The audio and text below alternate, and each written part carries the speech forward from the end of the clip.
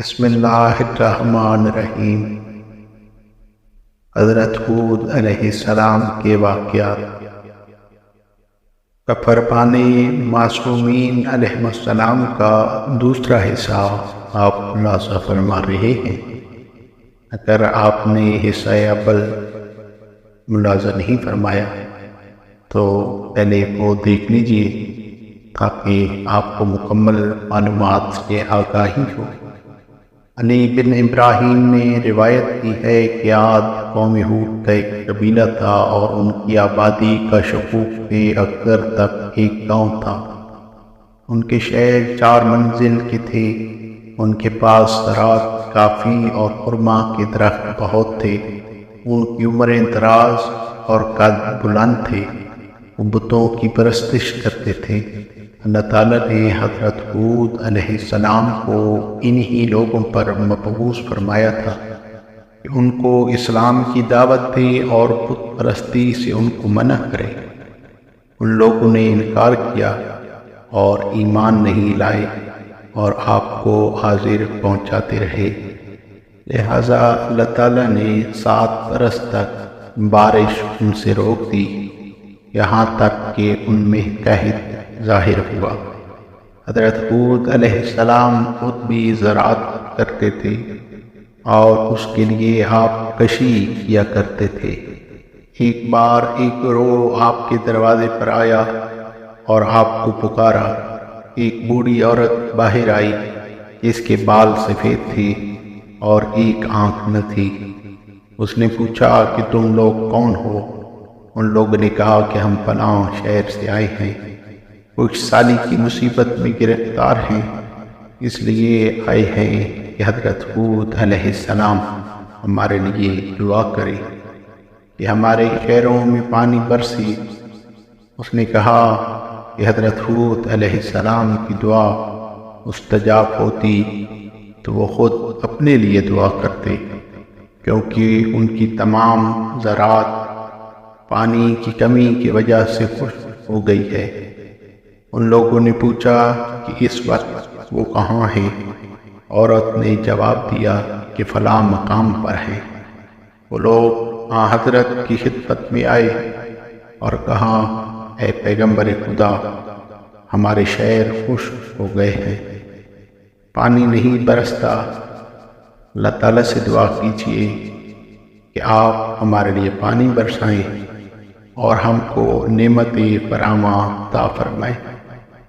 حضرت ہود علیہ السلام سن کر نماز کے لیے تیار ہوئے اور نماز پڑھ کر ان کے لیے جب دعا کر چکے اور ان سے فرمایا کہ واپس جاؤ، اللہ تعالیٰ نے کہ تمہارے لیے آب باران نازل فرمایا اور تمہارے شہر میں فراوانی حاصل ہوئی۔ ان لوگوں نے کہا کہ اے پیغمبر خدا، ایک عجیب بات ہم لوگوں نے مشاہدہ کی۔ پوچھا وہ کیا؟ ان لوگوں نے بیان کیا کہ آپ کی دولت قدہ پر ایک ضعیفہ سفید بال اور یک چشم ہم نے دیکھی، اس نے ایسی باتیں کی۔ حضرت ہود علیہ السلام نے فرمایا، وہ میری بیوی ہے، میں دعا کرتا ہوں کہ اللہ تعالیٰ اس کی عمر دراز فرمائے۔ ان لوگوں نے پوچھا کس سبب سے؟ آپ علیہ السلام نے فرمایا، اللہ تعالیٰ نے کسی مومن کو نہیں پیدا کیا مگر یہ کہ اس کے لیے ایک دشمن بھی ہوتا ہے جو اس کو تکلیف پہنچاتا ہے، اور میری دشمن وہ عورت ہے۔ میرا دشمن وہ ہے جس کا میں مالک اور مختار ہوں، اور یہ اس سے بہتر ہے کہ میرا مالک اور مختار ہوتا۔ غرض کہ حضرت ہود علیہ السلام اپنی قوم میں رہے اور ان کو اللہ تعالیٰ کی طرف دعوت دیتے رہے اور بتوں کی پرستش سے روکتے رہے۔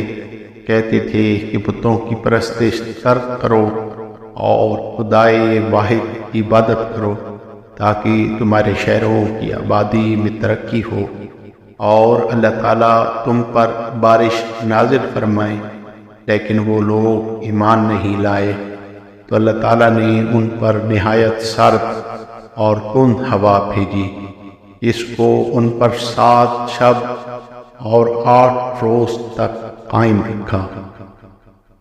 امام محمد باقر علیہ السلام سے منقول ہے، یقیناً اللہ تعالیٰ کی خزانہ قدرت میں باد رحمت اور باد عذاب دونوں ہیں، لیکن جب وہ چاہتا ہے باد عذاب کو باد رحمت قرار دیتا ہے، لیکن کبھی باد رحمت کو باد عذاب نہیں بناتا، کیونکہ ایسا ہرگز نہیں ہوتا کہ کوئی گروہ اللہ تعالیٰ کی اطاعت کرے اور وہ ان کے لیے وبال ہو، لیکن جب کہ وہ اطاعت سے منحرف ہو جائیں۔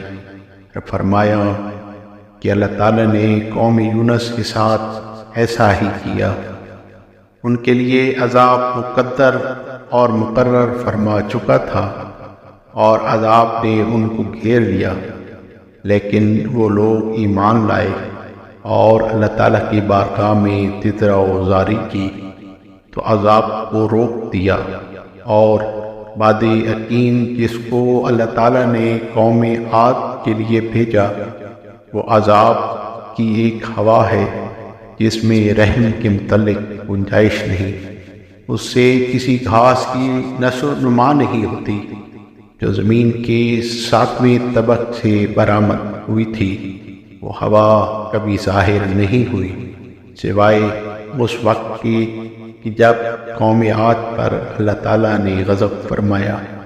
اس وقت بھی خزینہ داروں کو حکم تھا کہ اس ہوا کو بقدر کشادگی انگشتری باہر نکالے، لیکن وہ قوم عاد پر غضبناک ہو کر بقدر دماغ گائے برابر آ گئی۔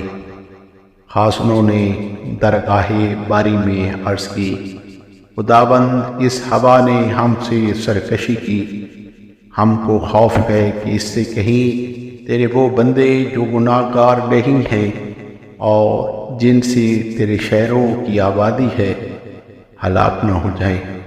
اس وقت اللہ تعالیٰ نے حضرت جبریل علیہ السلام کو بھیجا، اس کو اپنے پروں سے واپس کری اور جس قدر حکم ہے اس قدر باہر رہنے دے، لہذا جس قدر کہ اللہ تعالیٰ کی مشیت تھی اس کے علاوہ تمام ہوا واپس کی گئی، اور اسی باقی ماندہ ہوا نے قوم عاد اور ان کے قریب لوگوں کو ہلاک کیا۔ حدیث حسن میں منقول ہے، معتصم کے حکم سے برطانیہ میں 300 قد کی لمبائی کا گہرا ایک کنواں کھودا گیا، لیکن پانی نہ نکلا۔ اس نے ترک کر دیا اور دوسرا کنواں نہ کھدوایا۔ جب متوکل خلیفہ ہوا تو اس نے بھی حکم دیا کنواں کھودا جائے جب تک کہ پانی نہ نکلے۔ کنواں کھودنا شروع کیا گیا، ہر 100 قامت پر ایک چرخ قائم کرتے گئے، آخر میں ایک پتھر تک پہنچے۔ جب اس کو توڑا وہاں سے نہایت سرد ہوا نکلی جس نے ہر ایک کو جو اس چاہ کے قریب تھے ہلاک کر دیا۔ یہ خبر متوکل کو پہنچی، جس کو سن کر وہ اور اس کے پاس جتنے علماء تھے سب حیران ہوئے اور کچھ نہ سمجھ سکے۔ آخرکار اس بارے میں امام علی نقی علیہ السلام کی خدمت میں نامہ لکھا۔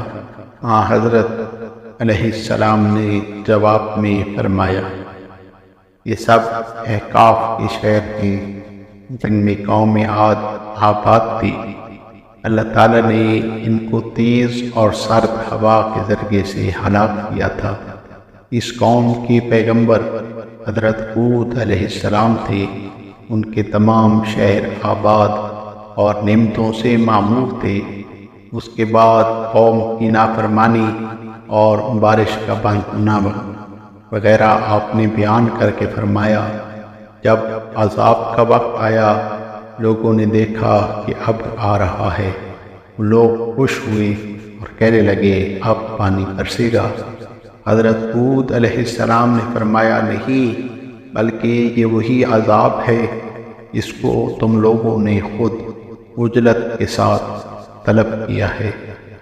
حضرت رسول اللہ صلی اللہ علیہ وآلہ وسلم نے فرمایا، کوئی ہوا باہر نہیں آئی مگر بقدر بیکال اور پیمانہ کے، لیکن آج کے زمانے میں جو ہوا وزیدہ داروں کے حکم کے خلاف زیادتی کے ساتھ نکلی وہ ایک سوئی کے سوراخ کی مانند تھی جس نے قومیات کو ہلاک کیا۔